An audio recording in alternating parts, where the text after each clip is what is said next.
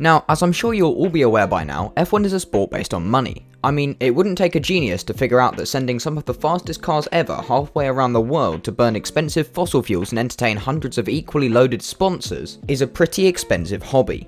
There are 1 or 5 different drivers that stand out as only being in F1 because of their rich parents, but nobody gets it worse than Lance Stroll. Whether it be because of his apparent lack of performance in the first few seasons in F1, or simply because of just how rich his dad is, I personally believe he gets far too much hate from F1 fans around the world. Yes, he may have had his moments, but ultimately I think that he deserves to be in F1, even without the money. Now, as I've already alluded to, Lance Stroll had a fairly tumultuous start to his career, failing to finish the first 3 rounds of 2017. His first actual finish came at the Russian Grand Prix, where he finished just outside the points in 11th place.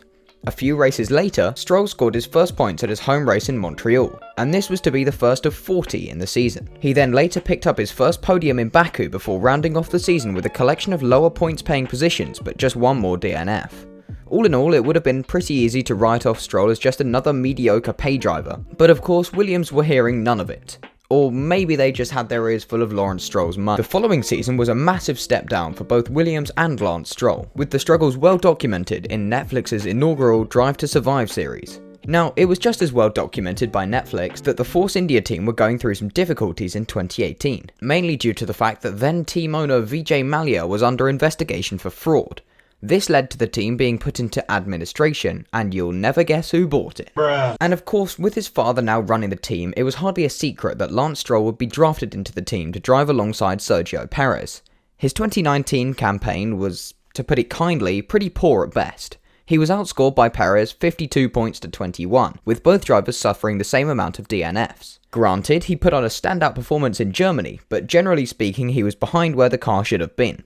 That said, it was pretty obvious that he wasn't going to lose his seat as a result of this. I mean, his dad is literally the owner of the team. And now I bring you 2020. Lance Stroll has already beaten his best season's points tally by some margin, and we haven't even reached the full season yet. Granted, we've just come off the back of 2 consecutive DNFs, but neither of them were his fault. In Mugello, it looked like our boy was on for a 2nd consecutive podium, but his tyres, well, they had other ideas. Stroll was clearly shaken by this accident, but not only that, the car was so damaged that the team struggled to find many parts that they could salvage. This led to Stroll already being on the back foot going into Russia, where Stroll suffered another DNF on account of what the FIA considered a racing incident with Charles Leclerc.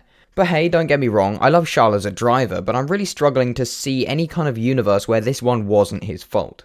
By now, I would have also mentioned that Stroll is currently leading his teammate Sergio Perez in the standings, but given that Perez had to miss 2 races because of the disease that YouTubers are still prohibited from mentioning, I feel it would be an unfair comparison to make. And now, I'm sure you're aware that Lance Stroll divides opinions more than a US presidential election, but I'm going to do my best to overlook my opinions of him and just look at this objectively.